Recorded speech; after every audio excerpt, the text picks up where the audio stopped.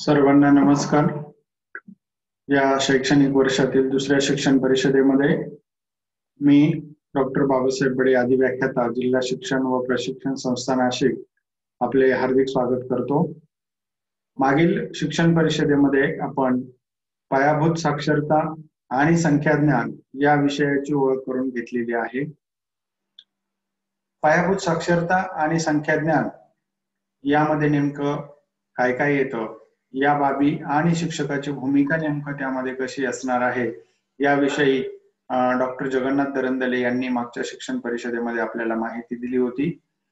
पायाभूत साक्षरतेमध्ये सर्वच विषयांचा समावेश हा नवीन शैक्षणिक धोरणामध्ये करण्यात आलेला आहे आणि म्हणून आज आपण भाषा विषयाच्या अनुषंगाने पायाभूत साक्षरता कशी महत्वाची आहे हे जाणून घेणार आहोत। म्हणून आजच्या सत्राचा आपला विषय आहे मूलभूत भाषा आणि साक्षरता। मूलभूत भाषा आणि साक्षरतेमध्ये कोणकोणते घटक येतात यावरती जरा आपण नजर टाकूयात। शासनाने नवीन शैक्षणिक धोरणाच्या अनुषंगाने निपुण नावाचं एक document, national initiative for proficiency in reading with understanding and numeracy अशा प्रकारचं एक डॉक्युमेंट डिक्लेअर केलेलं आहे आणि ज्याप्रमाणे आपण मागील 2017-18 पासून अध्ययन निष्पत्तींचा विचार करतो आहोत, तशाच प्रकारे मूलभूत क्षमतांचा विचार आपल्याला या घटकामध्ये करायचा आहे। पायाभूत साक्षरतेचा विचार करत असताना भाषा विषयाच्या अनुषंगाने आपण इथे 8 घटकांचा उपघटकांचा विचार करणार आहोत। पायाभूत अध्ययन कौशल्यांची गरज, बहुभाषिक वर्ग, शाळापूर्व वर्षातील शिक्षणाची परिभाषा, भाषा संपादन, साक्षरता व भाषा अध्यापनाचे विविध दृष्टिकोन, प्रारंभिक भाषा व साक्षरता, पायाभूत भाषा आणि साक्षरता हे महत्वाचे घटक। त्यासोबतच शेवटचा उपघटक असणार आहे भाषा आणि साक्षरता विकासासाठी अध्यापन शास्त्र। या 8 विषयाच्या अनुषंगाने, या 8 उपघटकाच्या अनुषंगाने आपण भाषा आणि साक्षरता यांचा संबंध कसा आहे, त्यासाठी कोणकोणत्या गोष्टी आवश्यक आहेत या जाणून घेणार आहोत। सर्वात पहिला जो उपमुद्दा आपल्याला या ठिकाणी विचारात घ्यायचा आहे तो आहे पायाभूत अध्ययन शिक्षण कौशल्यांची गरज। नेमकं हे जी पायाभूत अध्ययन कौशल्य आहेत, या अध्ययन कौशल्यामध्ये आपल्याला विचार करत असताना भविष्यातील सर्व शिक्षणासाठी भाषा आणि साक्षरता ही किती महत्वाची आहे आणि सुरुवातीच्या वर्षांमध्ये गणिताची कौशल्य वय वर्ष 3 ते 9 भाषा असेल किंवा गणित असेल, हे 3 ते 9 या वर्षामध्ये आत्मसात करणं या दोन्ही विषयांची कौशल्य हे अत्यंत महत्वाचं आहे। आणि म्हणून फक्त वाचन लेखनासाठी भाषा नव्हे तर सामाजिक, सांस्कृतिक, आर्थिक दृष्टिकोनातून भाषा विकास हा अत्यंत महत्वाचा घटक या पायाभूत साक्षरतेच्या अनुषंगाने किंवा साक्षरताची कौशल्य विकास करण्याच्या अनुषंगाने आपल्याला विचारात घ्यायचा आहे। सुरुवातीच्या अनुभवांच्या महत्वपूर्ण भूमिकेचे समर्थन व वर्तमान संशोधनानुसार मेंदूच्या विकासास आकार देण्यासाठी साक्षरता विकास असे हा महत्वाचा घटक आपल्याला इथे विचारात घ्यावा लागतो। जेव्हा आपण पायाभूत अध्ययन शिक्षण कौशल्यांची गरज म्हणतो तेव्हा या अनुषंगाने पायाभूत साक्षरतेच्या अनुषंगाने जी काही विविध संशोधनं झालेली आहेत, ही संशोधनं आपल्याला नजरेसमोर आणावी लागतात आणि या संशोधनामधून हे सिद्ध झालेलं आहे की मेंदूचा विकास हा होण्यासाठी साक्षरता हा घटक महत्वाचा आहे। आपण आतापर्यंत विचार करत होतो की शारीरिक आणि भावनिक विकास हा खऱ्या अर्थाने शिक्षणातून होत असतो, परंतु शारीरिक, भावनिक आणि सामाजिक विकास देखील शिक्षणाच्या माध्यमातून होतो। सुदृढ समाज घडवणं, सुदृढ नागरिक घडवणं हे शिक्षणाचं महत्वाचं उद्दिष्ट आहे आणि ते सर्व होण्यासाठी विद्यार्थ्याला त्याच्या शैक्षणिक जीवनामध्ये जे काही अनुभव मिळत असतात, हे अनुभव तेवढेच महत्वाचे असतात। नवीन शैक्षणिक धोरणाच्या अनुषंगाने केंद्र शासनाने मथुरा पायलट प्रोजेक्ट नावाचा एक पथदर्शी अभ्यास केलेला आहे आणि या अभ्यासामधून प्रारंभिक जीवनामध्ये भाषा कशा प्रकारे विकसित होते आणि ही विकसित होत असताना प्रारंभिक काळातील जे काही भाषा शिक्षण आहे ते किती महत्वाचं आहे हे अभ्यासलं गेलं आणि मग या अभ्यासामधून जे समोर आलं ते आपल्याला या निपुणच्या डॉक्युमेंट्स मध्ये आणि नवीन शैक्षणिक धोरणामध्ये शासनाने स्वीकारलेलं आहे. India early childhood education impact study 2017, त्यानंतर डॉक्टर आंबेडकर विद्यापीठामधील विकास विभागाने बालपण शिक्षण केंद्राद्वारे काही संशोधन आयोजित केली होती. या संशोधनांचे निष्कर्ष आणि युनिसेफ आणि असर यांनी केलेले विविध प्रकारचे सर्वे या सर्वांमधून असं लक्षात येतं की कुठेतरी वाचन आणि लेखनाच्या पातळीवरती, संख्याज्ञानाच्या पातळीवरती विद्यार्थी मागे पडत आहेत. अपेक्षित क्षमता साध्य होत नाहीत दिलेल्या वेळेमध्ये आणि म्हणून या अपेक्षित क्षमता साध्य झाल्या पाहिजेत. त्यासाठी आपल्याला या साक्षरता मिशन मध्ये, पायाभूत साक्षरता मिशन मध्ये 2026 पर्यंत प्रभावीपणे काम करायचं आहे आणि ज्या मूलभूत क्षमता आहेत भाषा विषयांच्या, या मूलभूत भाषा विषयांच्या क्षमता आपल्याला विकसित करायच्या आहेत. नवीन शैक्षणिक धोरणामध्ये या गोष्टींवरती भर दिलेला आहे. वाचन हे आकलन, वाचन आणि लेखन हे आकलनाच्या पातळीवरती गेलं पाहिजे. समजपूर्वक वाचन करता आलं पाहिजे, समजपूर्वक लेखन करता आलं पाहिजे आणि हे प्रभावीपणे होण्यासाठी म्हणून 2026 पर्यंत पायाभूत साक्षरता मिशन हाती घेण्यात आलेलं आहे आणि इयत्ता 3री पर्यंतच्या विद्यार्थ्यांमध्ये या सर्व प्रकारच्या क्षमता सक्षमपणे बिंबवल्या जाव्यात, रुजवल्या जाव्यात, ह्यासाठी आता आपण प्रयत्न करतो आहोत. मूलभूत साक्षरता कौशल्य शाळेतच विकसित केली जावीत यासाठी शासनाने आग्रह धरलेला आहे.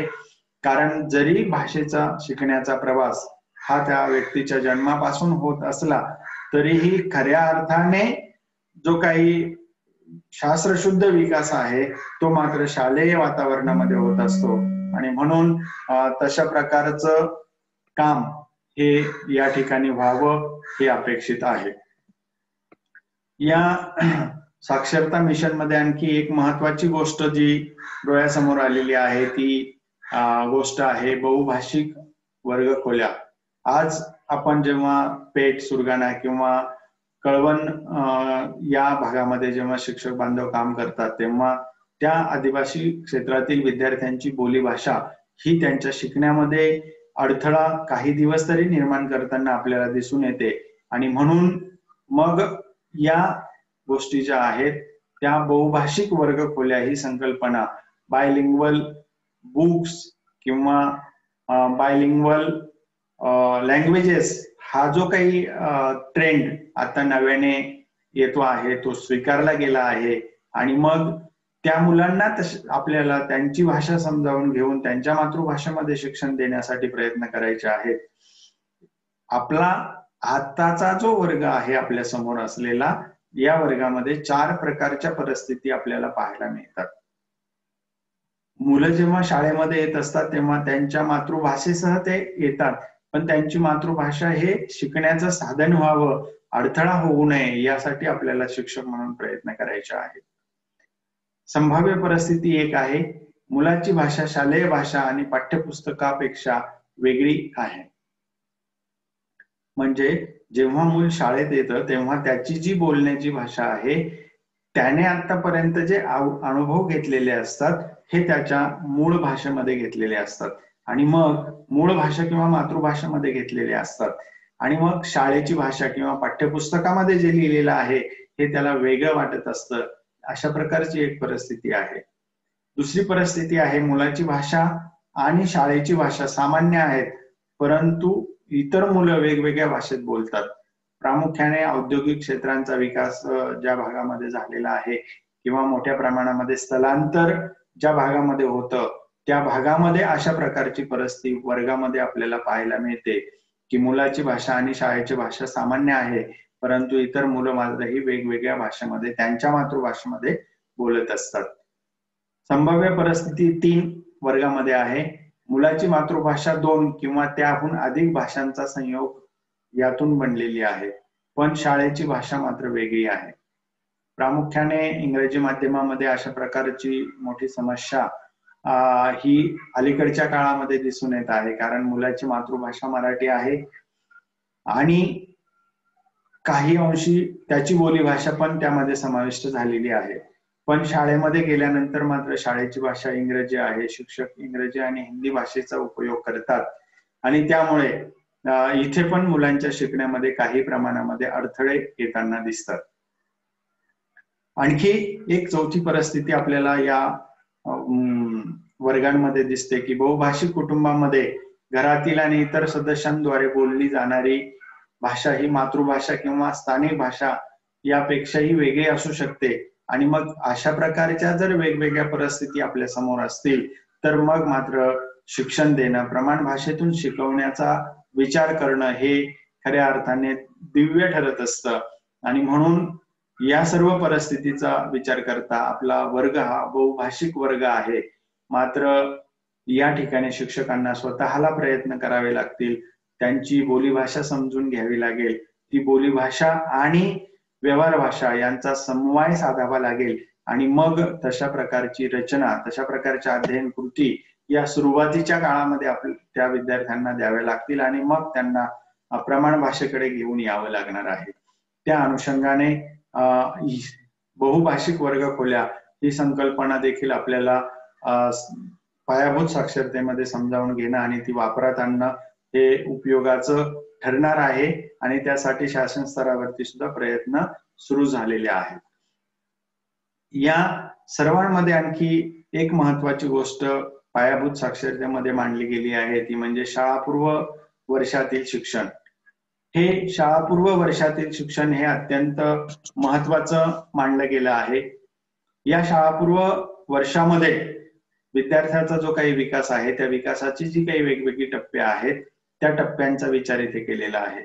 संवेदी आणि आकलनशील विकास, अनुभव संपन्न विद्यार्थी घडणं हे त्याच्या वातावरणावरती अवलंबून असतं आणि मग त्याला तशा प्रकारचं योग्य वातावरण हे शाळापूर्व शिक्षणापासून दिलं जावं, यासाठी आपल्याला इथे विशेष प्रयत्न करायचे आहेत.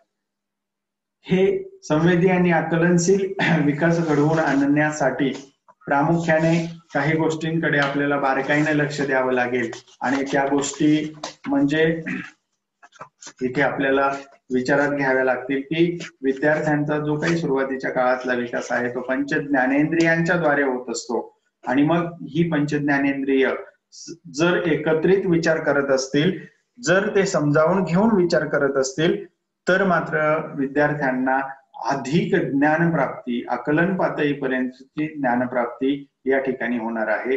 विद्यार्थ्याचा समग्र विकास हा या शाळापूर्व वर्षातील शिक्षणामधून होणार आहे. त्यासोबत शारीरिक आणि आरोग्य आणि कारक कौशल्यांचा विकास या गोष्टी देखील शाळापूर्व शिक्षणामध्ये महत्वाच्या आहेत.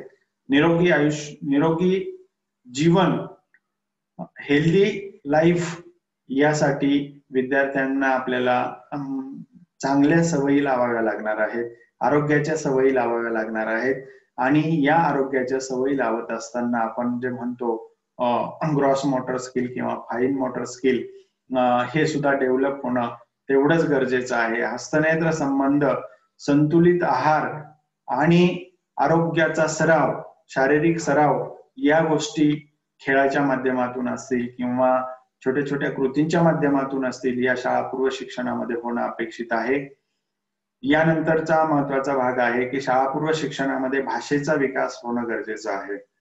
मुलांना विविध प्रकारचे अनुभव हे मिळत असतात आणि हे अनुभव जेव्हा मूल घेत असतं तेव्हा ते वाचन, लेखन किंवा श्रवण या माध्यमातून घेत असतं आणि मग या श्रवणाच्या माध्यमातून जास्तीत जास्त विकास हा शाळापूर्व वर्षातील शिक्षणात होत असतो. म्हणून विद्यार्थ्यांना नवनवीन गोष्टी, नवनवीन शब्द, नवनवीन वाक्य या कालावधीमध्ये ऐकायला मिळावेत यासाठी त्या शिक्षकांनी, त्याला शिकवणाऱ्या पालकांनी या गोष्टी जास्तीत जास्त आपल्या बोलण्यामध्ये किंवा आपल्या लेखनामध्ये, वाचनामध्ये आणल्या पाहिजेत, जेणेकरून विद्यार्थ्याचा हा भाषिक विकास अधिकाधिक सक्षमपणे आणि आनंददायी होईल यासाठी आपल्याला प्रयत्न करावे लागणार आहेत.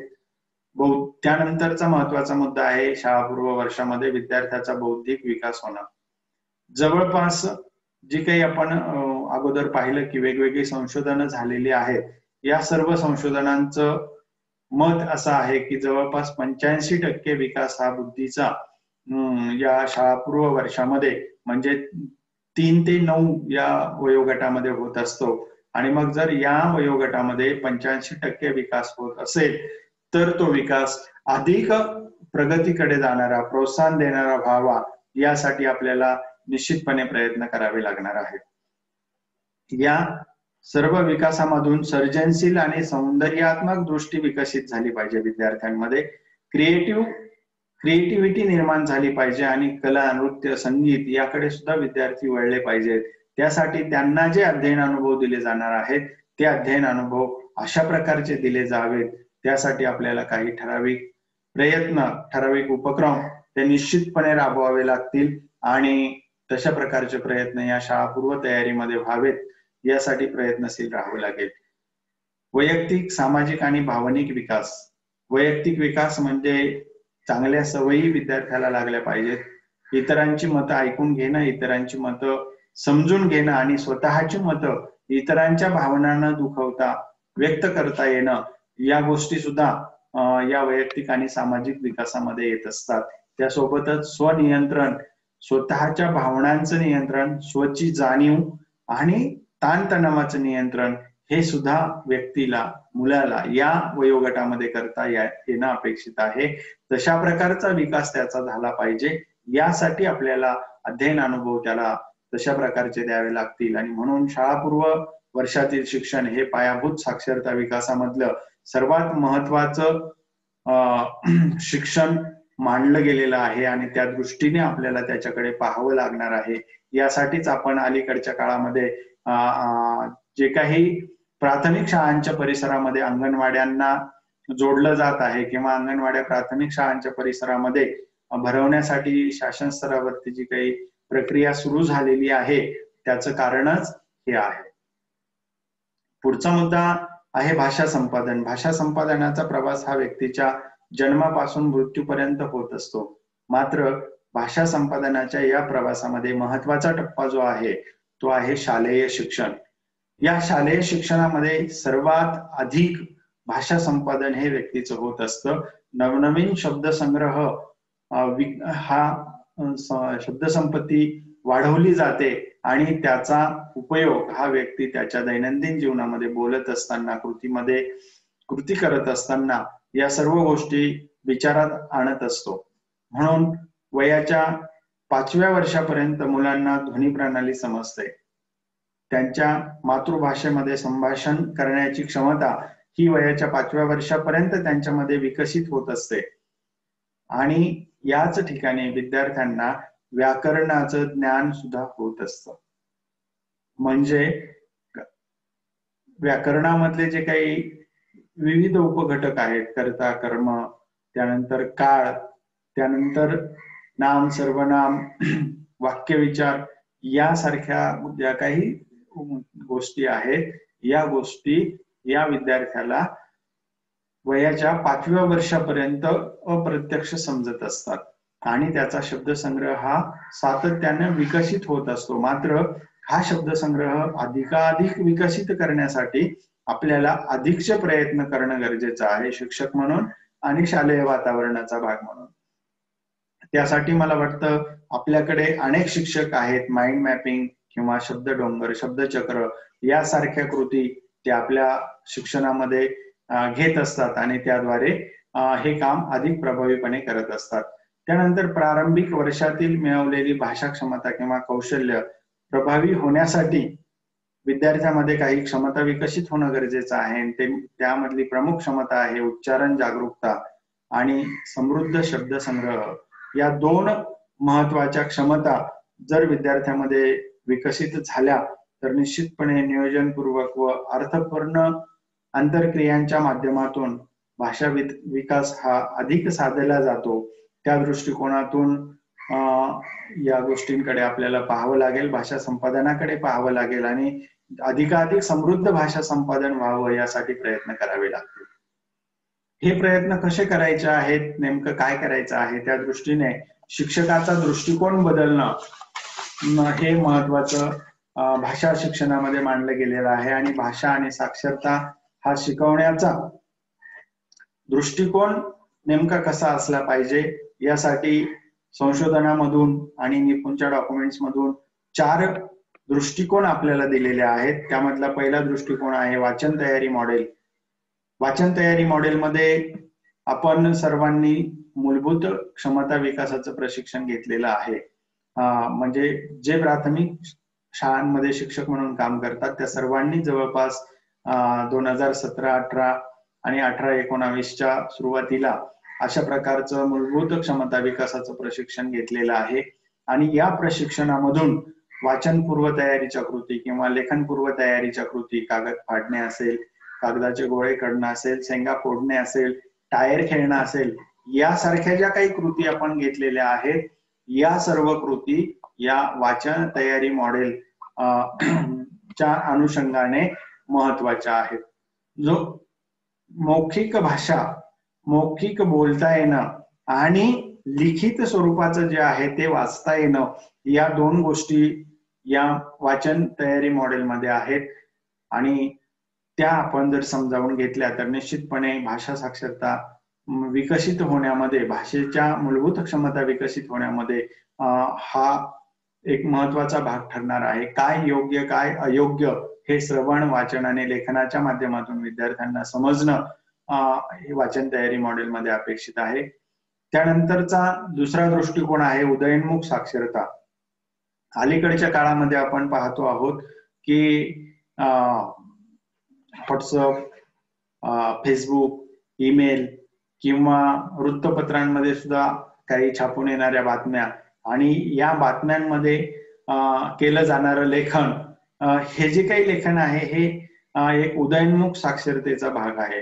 काही नवनवीन गोष्टी, नवनवीन संकल्पना ह्या अशा प्रकारच्या लेखनामध्ये वापरल्या जाऊ लागलेल्या आहेत. प्रामुख्याने सोशल मीडियावर इमोजींचा वापर जो काही वाढलेला आहे, हे इमोजी प्रामुख्याने उदयोन्मुख साक्षरतेचा भाग आहे, रचनात्मक लेखनाचा भाग आहे. आणि मग अशा प्रकारे आपलं जे काही लेखन आहे, keyword approach, whole language approach आणि फोनिक्स अप्रोच, हे उदयोन्मुख साक्षरतेमध्ये महत्वाचे मानले गेलेले आहेत. आणि या सर्वांमुळे जे काही विद्यार्थ्यांच्या क्षमता आहेत, विद्यार्थ्यांमध्ये जे काही बिंबवलं जाणं अपेक्षित आहे, हे सगळं समजून घेण्याची, आकलनाची क्षमता विद्यार्थ्यांमध्ये आपल्याला या उदयोन्मुख साक्षरतेच्या माध्यमातून बिंबवायची आहे.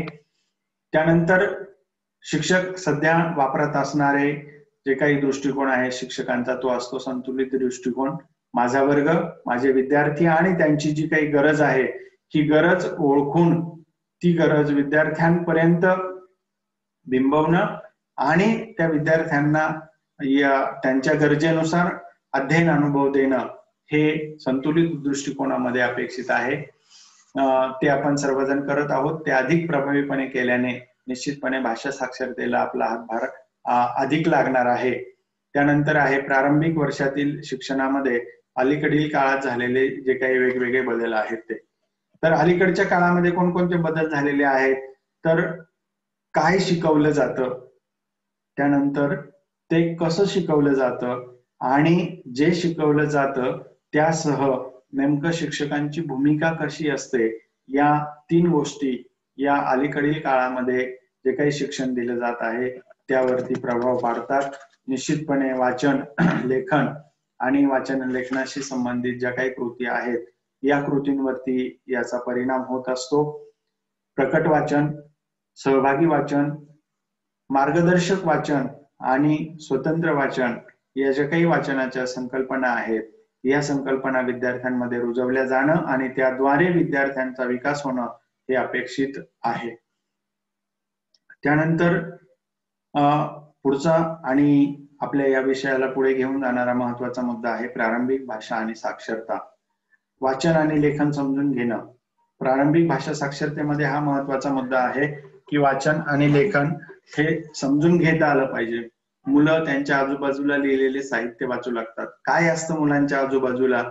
निश्चितपणे चॉकलेट, चॉकलेटचे रॅपर्स असतात, बिस्किटचे रॅपर्स असतात, त्यानंतर दैनिक वृत्तपत्र असतं, कॅलेंडर असतं, आई वडिलांचे मोबाईल आहेत, या सर्वांमधून काही ना काही वाचण्याचा, तोडक्या मोडक्या भाषेमध्ये शिकण्याचा प्रयत्न हे मूल करत असतं. आणि निश्चितपणे हे लिहिलेलं साहित्य ते वाचू लागतं, वाचण्याचा प्रयत्न करतं, आणि मग हे त्याला वाचता येतं परंतु समजतच असं नाही. मग हे वाचन जे आहे हे वाचन समजून घेणं हे त्याचं ध्येय असलं पाहिजे. दुसरा मुद्दा जो आहे आपला, सर्व वाचन परिस्थितीतील ध्येय समजून घेणे असावे. हे समजून घेण्याकडे ते जावं यासाठी आपल्याला प्रयत्न करायचे आहेत. आणि मग वाचन विद्यार्थ्यांना स्वतंत्रपणे पुस्तक वाचनास, सर्जनशीलतेचा विकास, विचार, चिकित्सक विचार, शब्दसंग्रह आणि लेखी व तोंडी स्वरूपात व्यक्त होण्याची क्षमता विकसित करण्यासाठी प्रोत्साहन देते. लेखन ही विचार समजून घेण्याची आणि ती सामायिक करण्याची प्रक्रिया आहे. या सर्व बाबी कशासाठी करायच्या आहेत तर वाचन आणि लेखन समजून घेण्यासाठी करायचं आहे. आणि वाचन आणि लेखन जर समजून घेतलं तर निश्चित आपली प्रारंभिक भाषा ही साक्षरतेच्या टप्प्यावरती पोहोचणार आहे आणि आकलनाच्या पातळीवरती जाणार आहे. ही आकलनाच्या पातळीवरती जाण्यासाठीच आपण हे सर्व करतो आहोत. जेव्हा हे आकलनाच्या पातळीवरती जाते तेव्हा ते आकलन वाचनाचं आणि लेखनाचं अभिव्यक्तीचं स्वरूप घेतं, सर्जनशीलतेचा विकास होतो आणि विद्यार्थ्याला स्वतःची मतं अभिव्यक्त करता येतात. ती लेखनाच्या माध्यमातून असतील किंवा भाषण संभाषणाच्या माध्यमातून असतील. पुढचा यामधलाच महत्वाचा मुद्दा आहे वर्गातील लेखन संकल्पना. वर्गातील लेखन संकल्पना म्हणजे नेमकं काय तर आपल्या वर्गामध्ये अनेक विविध प्रकारचे तक्ते, आशय, शब्द, काही संख्या या विविध वेगवेगळ्या आकारांमध्ये दिलेल्या असतात, तक्ते लावलेले असतात, तरंगचित्र लावलेली असतात आणि ही सर्व वाचण्याचा प्रयत्न हे मूल करत असतं. म्हणजे ही वर्गातील जी लेखन संकल्पना आहे त्याच्या मनावरती ती अक्षरं रुजवण्यासाठी, ते शब्द रुजवण्यासाठी आपण जे विविध प्रयत्न करतो हे प्रयत्न त्या सर्व गोष्टींचा भाग आहे. त्यानंतर प्रारंभिक पायाभूत शिक्षणातील लेखन कौशल्य विकसित करण्याच्या प्रक्रिया. हे लेखन कौशल्य विकसित होण्यासाठी 4 गोष्टी महत्वाच्या आहेत. एक आहे उदयोन्मुख लेखन. तुम्हाला जे वाटतं, जसं वाटतं ते लिहिता येणं म्हणजे उदयोन्मुख लेखन. पारंपरिक लेखन करता येणं म्हणजे कथा, कविता, गोष्टी लिहिल्या, काही 4 ओळ्या लिहिल्या, काही म्हणी लिहिल्या, पारंपरिक लेखन करता येणं. रचनात्मक लेखन करता येणं म्हणजे चित्र, आकृत्या यांच्या माध्यमातून आपले विचार मांडता येणं हे रचनात्मक लेखन आहे. वाचन व लेखनातील सहसंबंध ओळखता येणं या गोष्टींच्या माध्यमातून लेखन कौशल्य विकसित करण्यासाठी आपण प्रयत्न करू शकतो. त्यानंतर मूलभूत भाषेतील मुख्य घटक आणि साक्षरता. या कोणकोणते घटक या साक्षरतेसाठी महत्वाचे आहेत ते आपल्याला दिसत आहेत. एक आहे मौखिक भाषा विकास, ज्याला आपण श्रवण, भाषण, संभाषण असं म्हणतो. त्यानंतर वाचन हे आकलनाच्या पातळीवरती पोहोचणं गरजेचं आहे. छापील साहित्य ही संकल्पना विद्यार्थ्याला समजली पाहिजे. म्हणजे आपल्याला जे वाटतं, जे आपण व्यक्त होतो ते व्यक्त झालेलं लिहिलं जातं आणि लिहिलेलं छापलं जातं, ही संकल्पना विद्यार्थ्याची स्पष्ट व्हावी. पुस्तकात कुठून येतं असा जो विद्यार्थ्याला प्रश्न पडत असतो, तो प्रश्न निश्चितपणे सोडवला जाण्यासाठी आपल्याला त्याचा विचार तो बदलावा लागणार आहे. विद्यार्थ्याचा शब्दसंग्रह वाढण्यासाठी आपल्याला सातत्यानं प्रयत्न करणं आवश्यक आहे. त्यानंतर ध्वन्यात्मक जागरूकता, जे काही उच्चार स्वातंत्र्य, उच्चारण जे आहे ती क्षमता विद्यार्थ्याची महत्वाची विकसित झाली पाहिजे. ही ध्वन्यात्मक जागरूकता जर विद्यार्थ्यामध्ये आली, कोणत्या ध्वनींचा उच्चार कुठून होतो आणि मग ती स्पष्टता आल्यानंतर निश्चित विद्यार्थी हे वाचन लेखन समजून घेण्यापर्यंत पोहोचतील. त्यानंतरचा एक महत्वाचा जो भाग आहे तो आहे ध्वन्यात्मक जागरूकता. ही निसांकेतीकरण, डिकोडिंग म्हणजे एखाद्याची भाषा, एखाद्याचं बोलणं ऐकून घेतल्यानंतर त्यामधून अर्थ लावणं हा भाग या डिकोडिंग मध्ये येतो आणि तो आकलनाच्या पातळीवरचा असतो. तो सुद्धा आपल्याला इथे विकसित करणं हे गरजेचं आहे. तरच खऱ्या अर्थाने आपण साक्षरतेपर्यंत पोहोचू शकतो. वाचनामध्ये अस्खलितता येणं, आरोह, अवरोह, विरामचिन्ह यांचा उपयोग करून वाचता येणं यासाठी सातत्यानं विद्यार्थ्यांना सराव देणं हे देखील या साक्षरतेचा एक घटक आहे. त्यानंतर वाचनाची संस्कृती आणि वाचन कलवृद्धी आपल्याला करावी लागणार आहे आणि ही वाचन कलवृद्धी आपण जेव्हा करू तेव्हा निश्चितपणे विद्यार्थी हे वाचन संस्कृतीकडे वाचनाकडे वळतील आणि नवनवीन साहित्य, नवनवीन पुस्तकं, नवनवीन विचार हे वाचनाच्या माध्यमातून मिळवतील. त्यासाठी आपल्याला निश्चित प्रयत्न करणं अपेक्षित आहे. आणि यानंतरचा सर्वात महत्वाचा आणि शेवटचा भाग म्हणजे शिक्षकाची भूमिका. ही शिक्षकाची भूमिका नेमकं अध्यापन शास्त्राच्या अनुषंगाने भाषा विकसन आणि साक्षरता विकास यासाठी आपल्याला पाहायची आहे. एक छापील मजकूर समृद्ध वर्ग वातावरण आपल्याला तयार करायचं आहे. हे छापील मजकूर समृद्ध वर्ग वातावरण आपण आपल्या वर्गामध्ये तयार करू शकतो. मग आता जसं आपण पाहिलं की वर्गामध्ये विविध प्रकारचं साहित्य आपण लावत असतो, ते अधिक रंजक वैविध्यपूर्ण जर लावलं तर निश्चितपणे ते आपल्याला उपयुक्त ठरेल. त्यानंतर प्रकट वाचन ही संकल्पना विद्यार्थ्यांमध्ये रुजवणं, मोठ्याने वाचता येणं, उच्चार करता येणं आणि वाचत असताना त्यामधला जो काही आकलनाकडे घेऊन जाणारा विरामचिन्ह, आरोह अवरोह हा भाग आहे तो सुद्धा विद्यार्थ्यांच्या लक्षात आणून देणं हे आपल्याला करावं लागणार आहे. कथा आणि कवितेचं श्रवण करणं, लेखन करणं आणि ते इतरांना सांगणं, गोष्ट सांगण्याचं जे काही कौशल्य आहे किंवा एखादी कविता वाचनाचं जे कौशल्य आहे ते मुलांमध्ये आपल्याला बिंबवावं लागणार आहे. आणि त्यासाठी शिक्षकांना खऱ्या अर्थाने अथक प्रयत्न करणं हे या संपूर्ण पायाभूत साक्षरतेचा एक महत्वाचा भाग आहे. त्यानंतर गाणी किंवा जे काही यमक जुळवणारे शब्द आहेत ते शब्द कशा प्रकारे त्याच्यामध्ये गमती जमती असतात, भाषेच्या गमती जमती आपल्याला मुलांच्या लक्षात आणून द्याव्या लागतील, म्हणजे ते सुद्धा त्या गमती जमती शोधण्याचा प्रयत्न करणार आहे. आपले अनुभव सामायिक करणं, मला काय वाटतं, मला एखादं पुस्तक वाचल्यानंतर, एखादी कविता वाचल्यानंतर, एखादा पाठ वाचल्यानंतर काय वाटतं किंवा एखाद्या प्रसंगानंतर मला काय वाटतं हे विद्यार्थ्याच्या लक्षात आणून देणं, आपले अनुभव सामायिक करणं ही सुद्धा एक साक्षरतेकडे घेऊन जाणारी गोष्ट आहे आणि ती सुद्धा आपल्याला आपल्या अध्यापनामध्ये जाणीवपूर्वक करायची आहे. नाट्यीकरण आणि भूमिका अभिनय यासारख्या ज्या काही आपण पद्धती अध्यापनामध्ये वापरत असतो त्या अधिक प्रभावी ठरतात, गोडी निर्माण करतात, आनंद निर्माण करतात आणि एक सक्षम अनुभव या दृक श्राव्य स्वरूपामध्ये विद्यार्थ्यांना नाट्यीकरण आणि भूमिका अभिनयामधून मिळत असतो. तो सुद्धा आपल्याला त्यांना द्यायचा आहे.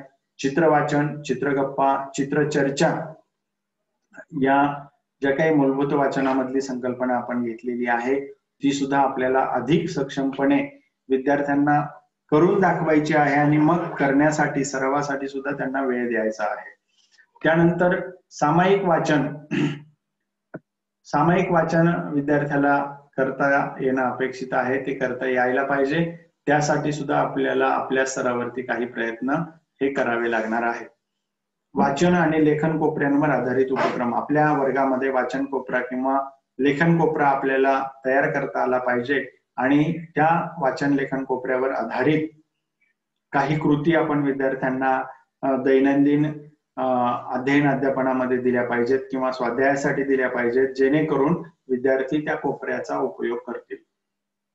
त्यानंतर ची कृती आहे वर्गाच्या भिंतींचा वापर. जास्तीत जास्त भिंतींचा वापर आपल्याला करता आला पाहिजे. लिखाणासाठी असेल, सरावासाठी असेल, वाचनासाठी असेल किंवा विद्यार्थ्याच्या विविध क्षमता विकसित करण्यासाठी असेल.